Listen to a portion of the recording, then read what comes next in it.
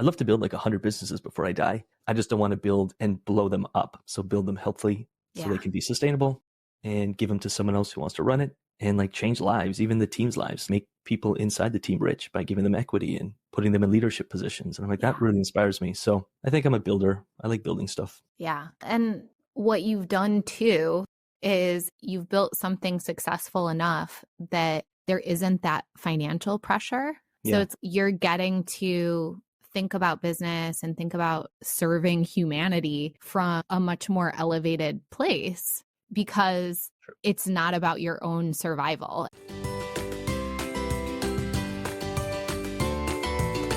I get so inspired by Joe Rogan because I wish I knew the behind the scenes of what it actually looks like when he's filming and how guests are prepared beforehand. But when you tune into a Rogan episode, it literally feels like you've been dropped into the middle of a conversation and it just goes.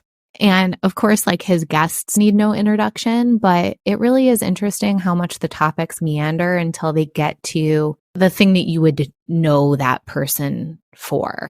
And when I have guests that I know really well, I always feel like I want to just do it Rogan style and just drop you into the episode. So that's exactly what I did when I was recording with this guest. And so now here I am recording an intro, which maybe is the antithesis of the vision here. But nevertheless, Joe Rogan has this is the Joe Rogan podcast experience. And hello, I'm Emily. This is the Joyous Path to Millions. So I feel like I have to say something in case this is your first time here. But I asked my friend Lucas Rubix to come back on the show. He was on an earlier episode of the podcast. Let me look it up and see if I can find what that episode number is. So in case you want to go back and listen to it, you probably will after you listen to this one, because you're going to be like, oh, this guy is rad. And I want to hear more about what he has to say. So I'll see if I can get you that episode and we'll get it linked up in the show notes.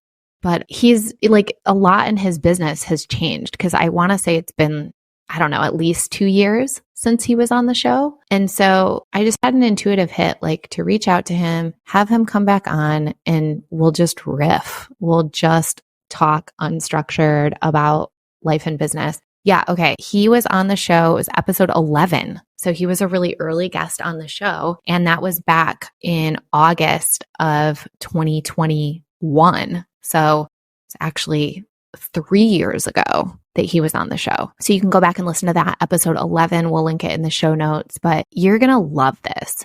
You're going to love this. Like, he's running a multi-million-dollar business, doing it from a place of joy and ease and service and passion. And you'll hear him talk about that really openly and transparently, but you'll also see like what an inner philosopher he is. And I just know that you're going to enjoy this interview so much. Awesome. I'm so excited. You're going to be a dad any day now. Any minute. Any minute. Technically, you're already a dad. I feel dad. like I'm already a dad. Yeah. Yeah.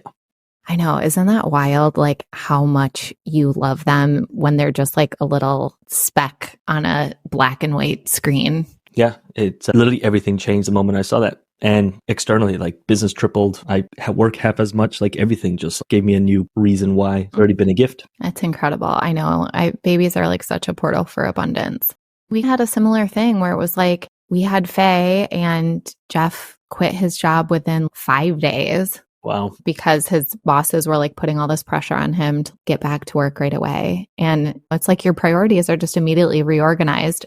And you're like, that's not going to work. And then we started the baby clothing company and everything happened from there. But it started with the baby. The dots connect when you look back. I know. I'm having a lot more faith in that lately. Like all these things happen nowadays because the business, just life is so much bigger. And I'm like, I don't know, it's all meant to be this way. Yeah. It'll all connect. Yeah.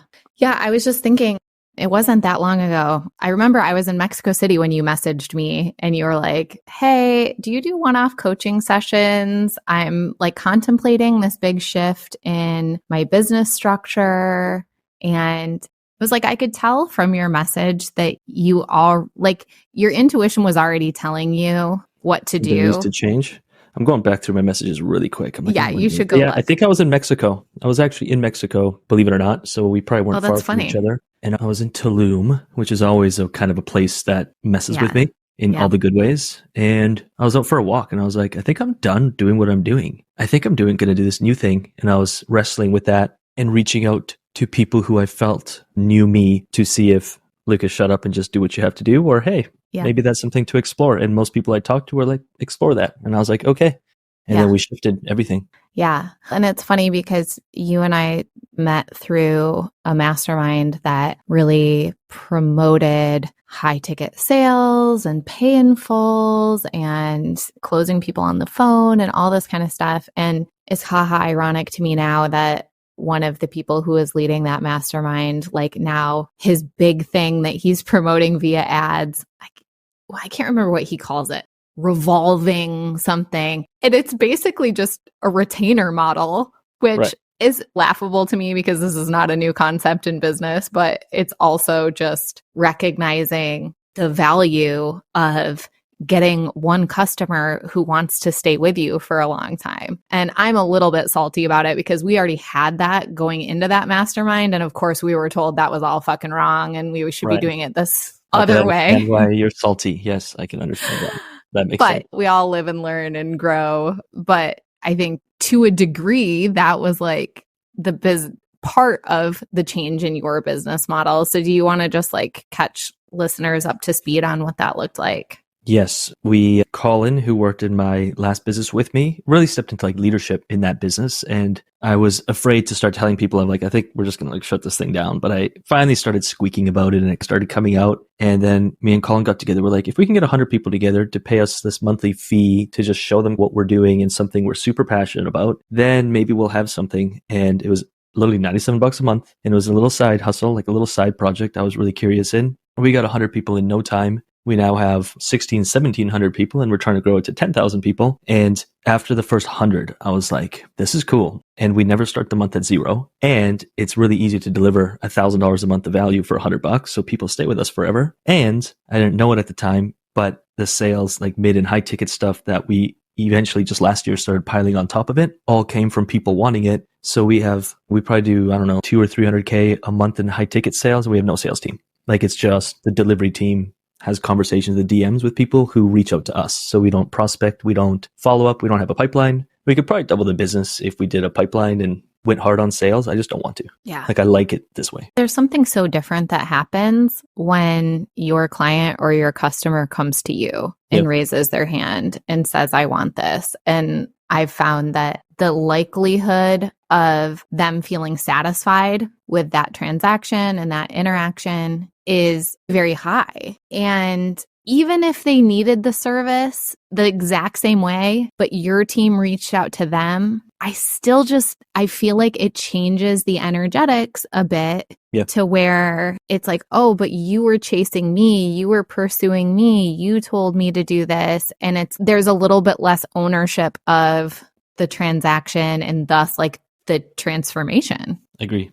Yeah, I think we're trying to figure out our middle between kind of the two pillars. So one is, we see them really struggling and they could really use this. Yeah. And like whatever, let them struggle, to, hey, selling them. So we are creating an internal process and I'm working on that with the team of if you see someone struggling, it's your duty to at least invite them. Yeah. But it's not a sell. So it's like, hey, I feel like you'd be a really good fit. Just dropping this here. And if you're interested, just reach back out. So it's like we initiate if we see it, but we don't follow through or even follow up on it. Letting this resource is available and it might be a fit for you, something to take a look at. Yeah, works well. And like and I text every client, I don't work on delivery anymore, but every client that comes in, I text them when the program starts. And then at the end, just to ask them about the experience, what could be better. They probably had 200 clients go through the high ticket stuff. And I think 2 were unsatisfied due to a team member left at one point. So they got handed off to someone else. And so we just extended their time. But other than that, it's like and then we have a continuation now. And it's 80% of people are continuing. And I'm just like, okay, this model really works. And maybe it took us longer to be this profitable because we invested so heavily on the front end building the relationship, but now it's really paying off. So like we planted the seeds and now we're eating the fruit. Yeah, super cool. Tell people what your membership is all about. Yeah, I was in Mexico and really kind of didn't know what I wanted to do. I wanted to be like a full-time investor. That was kind of like that's always what I wanted to do. Literally after high school, I was like, I want to be a full-time investor. I don't know what that meant. and was investing before the last big bull run into crypto. So there was a lot of good timing for me. Didn't know what I was doing, buying a ton of stuff. And there was a truckers convoy in Canada that I donated to personally and corporately. And when the government was like shutting down bank accounts, I was like, and I moved probably 400 or 500 grand off of my bank accounts onto the blockchain. And that's when I was like, I really need to learn this because I have some money invested in this. Went down the rabbit hole, studying it, learning it, joined 3 different masterminds, 2 different programs, just wanted to master this crypto thing. And I quickly realized that most people in that market were not investing, they were gambling. And the barrier of, or maybe the level of investor in that space, it was easy to beat the game. Like it was really easy to see the trend because most people are trading emotionally. So in Mexico, that really fit me. I was on the beach doing my thing, showing Colin my results. And then people reaching out to me being like, you're talking about it. Could you manage my money? And thought about it. Didn't want to manage people's money. Seemed pretty stressful to do because what if I lose your money? Yeah. Like that's going to suck. I'll show you what I'm doing. And the genesis of it was $100 a month. And once a week, I'll just share everything I'm doing, all my research, and you guys can choose what you want to do with it. But that's how it started. And people were paying $100. Now we have 7 instructors, 6 different rooms people can join. We have a live call almost every single day that someone runs. It's either teaching or I'm showing behind the scenes. And we really focus on like the cash flow aspect of the crypto. So no matter what the markets are doing, doesn't matter to your portfolio. It's like cash flowing it. And so decentralized finance, I don't want to get too complex here, but anything a bank can do, you can do in decentralized finance. And instead of the banks making all the money on the transactions or Wall Street, by being someone who provides liquidity to those markets, every time traders trade, you're getting paid fees. And you're ultimately becoming the bank. Yeah. So that's basically what we do. Apart from that, we got a way deeper reason why. Like we've expanded into more mindset stuff, more traditional investments, and just helping people think and see the world through the lens of an investor, which I think is how do I give, how do I add value versus how do I take value? Yeah. How do I get? And ultimately, we want to expand into all forms of investments and just bring in professionals where someone who maybe is just getting started on their journey or doesn't have a ton can still access really high level information from high level people. Yeah. For $100 a month, no contract. If we're not serving you, you can leave. That puts pressure on us to keep delivering. And then those who want to go further on their journey, they just have invites into next layers. And we're working on an investment fund, which will be next year. So now our members can also get access to vetted kind of investments. And that's like the business we're building now. That's awesome. I love it. And like it really started with you following that internal guidance system and like trusting that there was an easier way, a more fulfilling way. And I think also just following what was naturally interesting to you and noticing that it's like, oh, if I'm into this and I like it, there are probably other people who would too.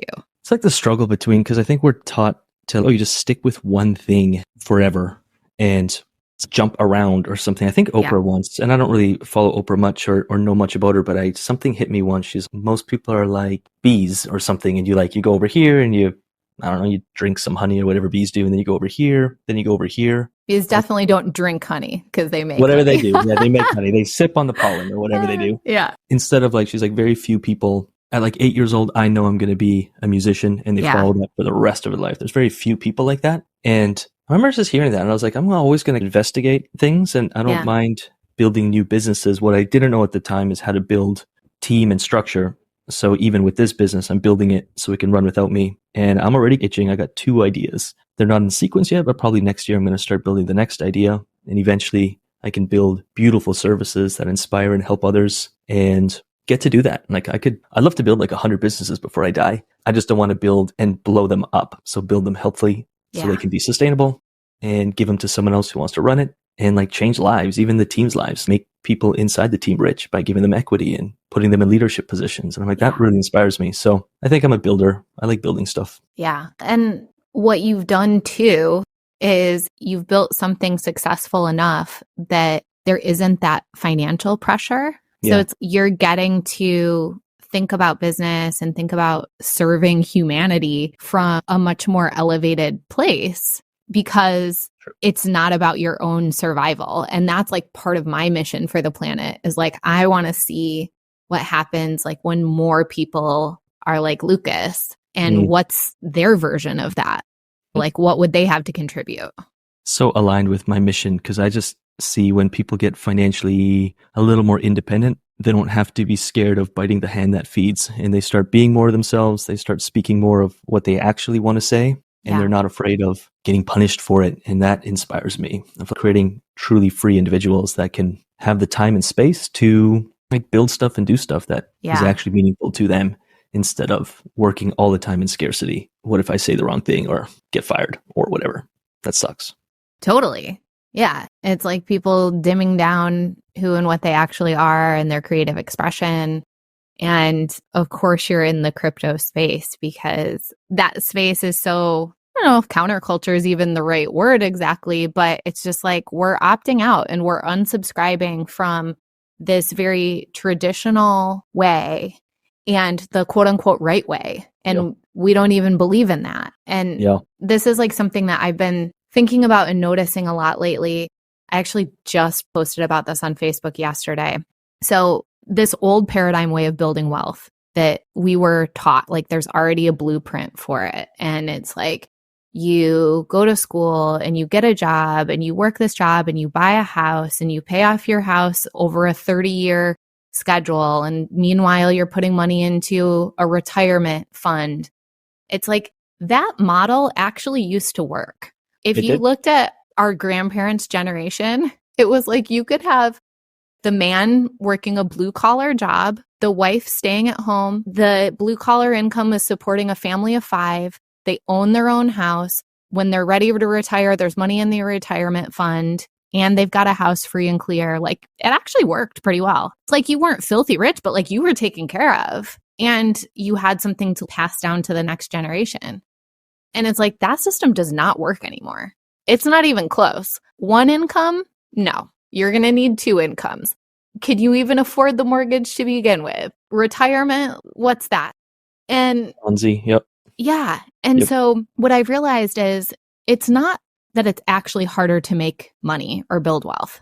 It's just that it's harder in the old paradigm. But there's duality. So 2 things are always true, which is that it's actually easier in the new paradigm. And it's just, you need different tools to build new paradigm wealth. And I see crypto being that tool for a lot of people.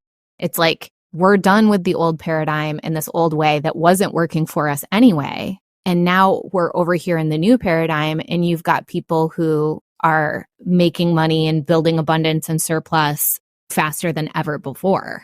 Yeah. And building projects. Like I think 99% of crypto is a scam, which is why I think there's a need for why there's such a big need for a $100 a month thing, because people come in and are able to spot that. But 99% of the space is pretty crappy.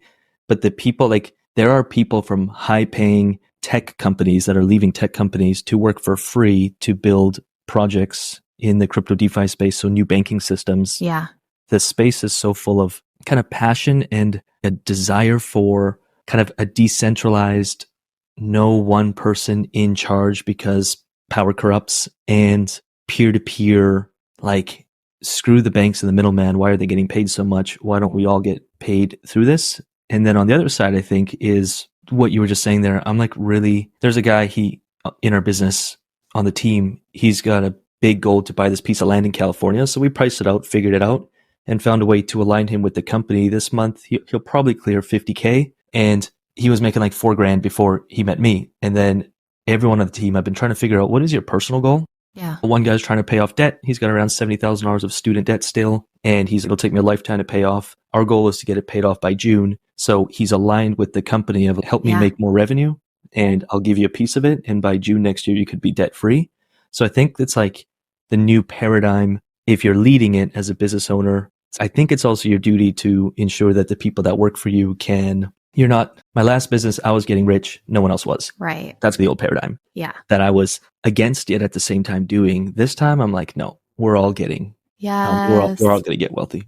Yeah. It's extractive versus regenerative. And the thing is that, and I have to remind myself of this all the time too. So just let's be clear, like I'm saying this as much for me as anyone, but in an extractive system, the only way it makes sense is if you think that you and I are separate and that someone can win while someone else loses. And it's like when we remember, and it takes remembering and reminding over and over again that we're all one, like we're all part of this same ecosystem. not only like in the human experience, but also in the energetic experience, then there's no such thing as a win-lose, because either it's win or it's lose. And so when you make it regenerative, it's like it helps you, it helps them. By helping them, you've helped yourself. Everybody wins. I like that. It's like everyone has different, I want the jet. I've actually been pricing out one. I'm like, how could I make that happen? So I'm hyper ambitious for a jet, but someone else doesn't want one. And I'm like, how can I ensure? I ask everyone of what do you need in order to live a good life? And if you want to work 8 hours a day, take the weekends off and go backpacking every 3 months somewhere, let's make that happen for you and just provide equal value here. And we'll make that happen. And then if someone else on the team is, I want a jet too, we'll probably have to partner for a company in the near future, but let's find a way to create that. So I think as long as you're, it's like everything's possible. Everyone wants different stuff, but it's fun to look at it as a puzzle. I just saw, this is where I love the algorithm. Like social media can be good and bad, but sometimes I'm like, dude, the algorithm is really showing up for me in cool ways, because somebody posted, and maybe it was even sponsored, I don't know, but they had just bought a jet and they were talking about the way they were doing it so that it actually became a cash flowing asset to their business, because essentially it was like they were going to rent it out. It was basically like Airbnb-ing your jet. And I was like, yes, like jet is not on my vision board at this point, I will say, but I love seeing other people finding a creative way to get what they want and getting it faster, and to collaborate and share it. Because do we need a million jets that are like spending 90% of their time in a hangar? I don't know if that makes sense. Yeah, it's fun. It's fun. I've been like, I think everyone can win. And that, I have to remind myself of that too, because I'm extremely competitive. I have to, with great power comes great responsibility, and I can drive hard towards targets and at times forget that there's other people involved. So I have to be aware. I ask the team for accountability all the time, but I think everyone can win. I know everyone can win. And just I think, at least from my personal experience, there are people that will, at least it's just my experience, F you over if you just open that up to everyone. So it's just like, we want to build a team in a tight circle, and everyone on the team will win, and come in on the team if you want to be part of it. But if you don't, we eject you from the team if you're not a cultural fit for everyone winning. So I'd love to just build an army of everyone is winning on our team. And if you want to be part of the team, come join it. Yeah, that's super cool. You know, the people you see that have done something really successful or out of the box and are living a life that you find really interesting and inspiring, do you ever wonder how they think, or what's going on behind the scenes, how they make their decisions? I know I do. I've invested lots of money, at this point to the tune of hundreds of thousands of dollars, to get access to people like this. Not because I want to copy paste what they're doing, but because I want to get to know how they think, what moves they're making behind the scenes. And of course, because we're energetic beings, first and foremost, their energy alters my energy for the positive. This is exactly what I do for you inside Soul Mission, my private podcast full of transmissions that cause you to feel inspired, expanded, and ready to take massive action that aligns with your dreams and goals. The only difference is that you don't have to invest hundreds of thousands to get it. In fact, you can binge for free for 3 days. Check the show notes to sign up, or DM me the word mission on Instagram to get the link and start letting my energy rub off on you. First of all, like, how much is the business making now? And how much was the old business making that you were wanting to close, but also scared to close? Yeah, I was doing like $100K a month. I don't know, since I was like 25, I was like, I want to make $100,000 a month. I will be successful. And then when I did, I never really thought bigger than that. I was very selfish. I had most things I wanted for the most part, and I was like pretty good here.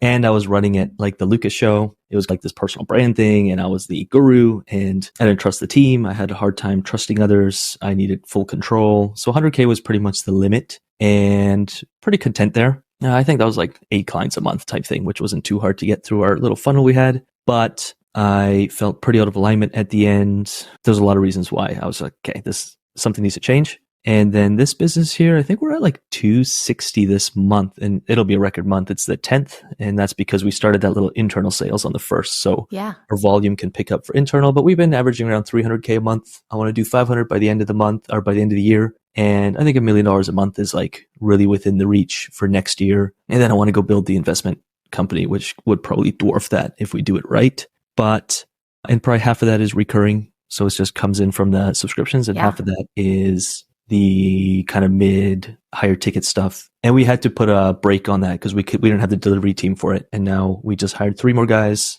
They're trained up and we can open up the high ticket stuff. I just don't want the business being dependent on that. Yeah. I don't want to make sales because we have to pay for team and just start that weird spiral. Yep. I want to have recurring revenue as the foundation. Yep. And everything's built on top of that. Yeah, we'll probably do like $500K this month, but that's not guaranteed. That's collected too. We basically only do pay in full. And then I think it's important for people to talk about margin because that gives no context. We don't run ads. So we like 70% margin is like my minimum that I'm willing to accept. So we run around 70%. That's awesome. Thank you for being so transparent. I think that's like really helpful for so many people.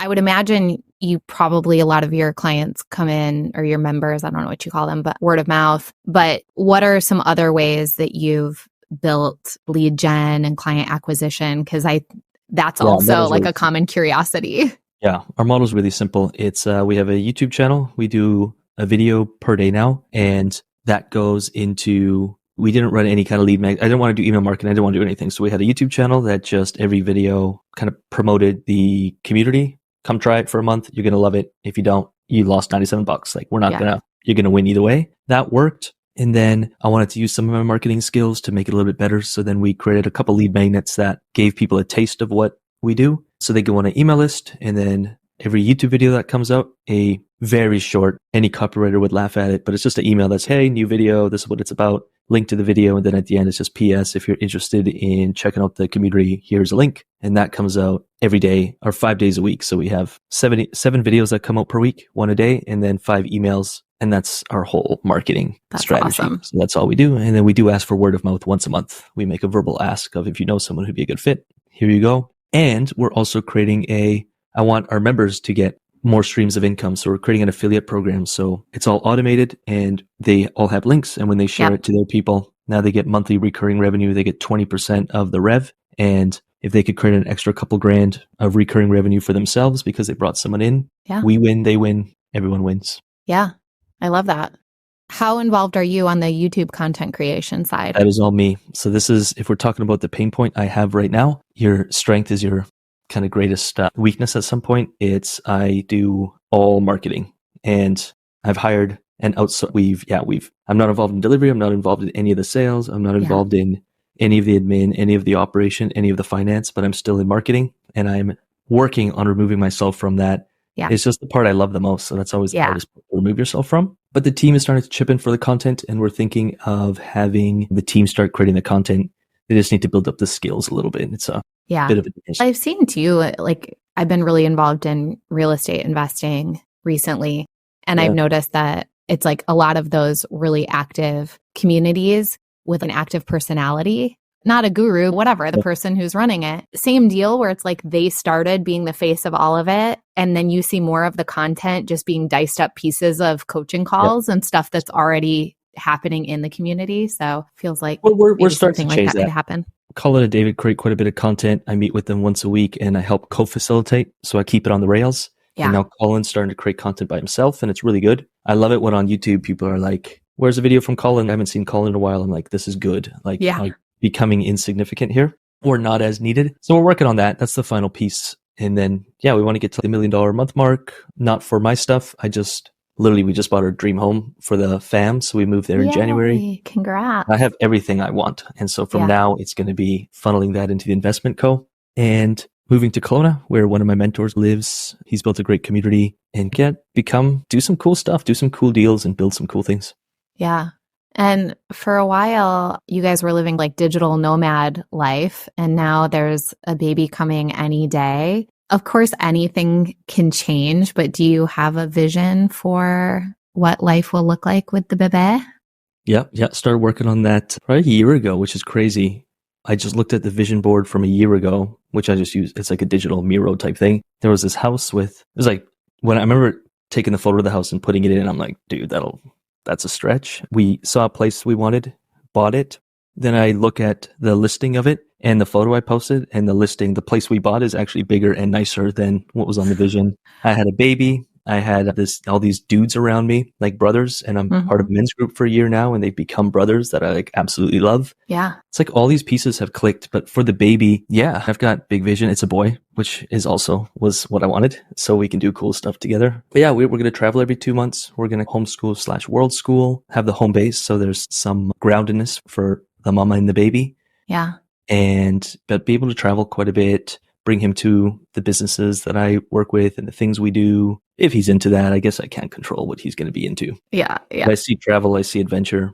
I try and drown out the parents who are like, oh, good luck. Your life's going to suck. I'm like, what are you talking about? I know other parents who are like literally on epic adventures with their kids. So I see it as that. That's great. I'm so excited for you guys. And what's interesting, because obviously in a lot of ways, like the way that Jeff and I are raising our kids is, I don't know, like pretty traditional. We're not traveling all over the place all the time. Our kids are in public schools and what have you, but it's worked for us so far for sure. But it's interesting, lately I've been having just this like bigger question of if there wasn't already, again, this old paradigm versus new paradigm, like if there wasn't already a model for school and you just had to create it in the year 2024, I just can't really imagine that what people would create would be what our schooling system is. Yeah, I really hated school. I had a hard time in school. I remember every day waiting for the bell, and then the last 3 years just waiting to be graduated. I could not wait. And I just remember the day I just walked away from school and I got in my car, didn't go to any of the celebrations. I was like, I am done. So maybe I'm projecting a little, but I hated being told that I can go for lunch and come back now. I'm like, I gotta go to the bathroom. I'm just like, what is this? This just doesn't feel right. Yeah. And I had so much energy as a kid. Like all I wanted to do was get up and throw stuff. And I felt very contained and constricted and got in trouble when I got excited, which I was almost always excited for something. And always shut up. Take it down a notch. And I'm like, what is that? And then it's like, you get trained to be a factory worker, in my opinion. I don't think that's my opinion. That's literally what the school system was created for. So that's what I keep seeing. I'm literally like, it's like the Industrial Revolution. Yeah. Let's put everything on a conveyor belt and give it the exact same treatment and punch in and punch out. And I'm like, that's the school system. Yeah, I'm not a full out parent yet, so I can't, I don't know there is no right or wrong, but I think if I could have it my way, we would homeschool/world school/ bring them to different cultures and put them on a curriculum where they can learn the stuff they need to learn, but learn life skills. And then these communities, these schooling communities, these world schools, they gather 2 or 3 months of the year. So all the kids come together in different cultures and socially interact. So they're not weirdos, so to speak. So I'm sure there'll be some challenges, and I'm being naive about the ease of what I'm talking about, but we'll figure it out. Yeah, you definitely will. Did you play sports growing up? I didn't like sports. I liked like my extreme sports, like snowboarding. Yeah. But sports I had a hard time with. I'm working through that right now because as we build a team, I'm working with some mentors who are like, it's all human dynamics and being a part of a team. And I was always the guy who hated teams, which now I get to lead teams. So it's been a really interesting season of overcoming a lot of demons. And again, I just had a hard time in school. So I think I didn't trust people, like just harsh bullying for most of my school. So I think I was just like, meh, I don't trust humans. And now I get to build a team and turn that pain into a superpower of making everyone feel like they're thriving and part of something bigger. So I didn't play school sports teams and hated school. Yeah. No, I was just curious because that's like our one sticking point is our kids are really into sports. And so that's a little trickier to travel or uproot or things like that. But anyway, I digress. What do you think are what have been some of the most helpful tools in overcoming those demons, to use your words? I would probably call it, we talked about this last time I was on your podcast, but like balancing masculine, feminine energy, right? The masculine is I'm in control and the feminine is I'm provided for. And there are guardrails, but then I just flow. And how did you find like whatever that balance looked like for you? I think I'm finding and in the process of it. But at some point, a bird like flew right in my window and he's just staring at us. I think it's a sign, like very weird looking bird. But what I wanted to build and what's in my heart, first of all, I stepped really deep in my faith probably about a year ago. Like I really started getting consistent, whatever you want to call it. If we want to call it Christianity, we can. I think I don't really see it as that. But I found a church that really became home and really resonated with the message and the people. Started reading the Bible consistently. And I was like, this is every personal development book I've ever read in a text that's really damn hard to read if you read it literally. But if you read it as each line is like some deep hidden lesson, it actually starts making a lot of sense. So I started doing a lot of that, letting go, surrendering to that, trusting God. And with that came also from the logical part is if I want to build what I want to build, there's no way that I can control everything. It's going to be impossible. Like just the equation doesn't line up. It's going to be impossible. So I have one of two choices is I just control and we remain small, make $1 million a year, whoop-de-doo, or we build $100 million a year company where I have no control of this thing, and it either I gotta trust people. So I think those two things together. I also joined a men's group that changed my life. I could probably say saved my life in a lot of ways. Taught me trust and healthy masculine relationships where it can remain competitive yet grounded in love, and it can you can call people up while doing it with love. That was really powerful for me. I never experienced that. And then I think also having a baby, like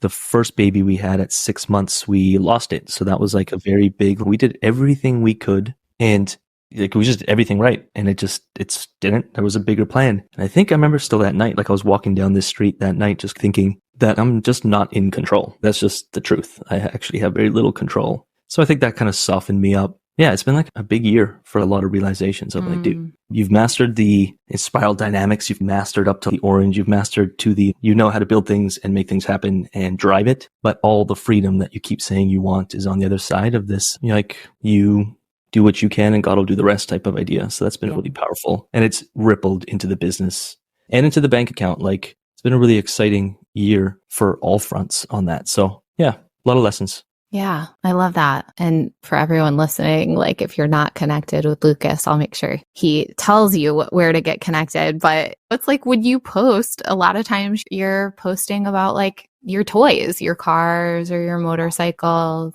Yeah, I like cars. And not in the dude with Lambo photo shoot way, but you can feel the joy in it. And it's part of the payoff of doing what you love and being rewarded for it. And then getting to, like you say, eat the fruit, enjoy the harvest. They're grown-up toys. They're like little, honestly, I've done so much inner child work the last year, so that was also helpful. But when I look at people, I typically just see the kid in them. It actually helps me navigate conflict a lot lately and just, you're a kid. Like I get it. Like I am too. And what does my kid want? I got 18 more cars on my list that like my inner child can't wait to stack. I drive and I tear up most of the time when I drive cars I love of just like pure gratitude. I'm just like, this is heaven on earth. And so I own it. Yeah, I like cars. Yeah. I like cars a lot. Do you have a lot of people coming to you at this point saying, will you be my business coach or mentor? Can you help show me how to build my version of what you've built? Yes. And 2 days ago, I decided we're going to do a free business school. So I want to create like this business university where once a month I lecture, so to speak, and teach different frameworks, and it's going to be free. And I don't think I will monetize. Maybe sometime in the future, we'll build a business around it. But I've just been fighting it for 6 months because I'm like, I can't commit monetary exchange for a service, but I would do it for free. And then there's no expectation yet. So we're going to run like some kind of business university. I've got the first few lessons penned out. And once a month, we'll just hold like a 2-hour, anyone can come learn, bit of a Q&A. And I think that'll fulfill that part of me and then be able to help in some way, shape or form I can't really do one-on-one or anything of that nature, but I think that would be really helpful. So I'm excited for that. That got me out of bed this morning. Yeah, that's fun. I love it. All right. Tell the people, where do you hang out online? Where can they connect with you? How can they join your community if they're interested? Yeah, that's a good question. At Rubixinator is like a little Instagram. I'm not very consistent, but I enjoy it. I'm mostly on YouTube. So it's at CryptoLabs Research is the YouTube channel, but you can't like connect with people on YouTube and see what they're doing. So I started an Instagram, just a small Instagram, but at Rubixinator. And I go into my DMs when I go for my walks and answer questions or help when I can. And those are the two places pretty much. YouTube. Awesome. I love it. Instagram. Thank you so much for coming on the show. Since it is called The Joyous Path to Millions, can you just share with everyone, what does it feel like for you to be on your own joyous path to millions? I was just telling the men's group, I don't think I've ever actually felt joy on any longer than maybe 10 seconds before I stuffed down and been like, dude, just focus. I feel like a big puddle of heart and baby these last probably 6 months. I feel emotions running through my body and I'm completely okay with it multiple times per day. And I guess I've also just had time to slow down. Like I'm just noticing a butterfly right now, like just things that I've never noticed before. So I think it's just feels and means to me like God's got me and life can actually be good, and it doesn't have to be a struggle. And the universe is fundamentally good and supportive and wants the best for me, and I don't have to fight it.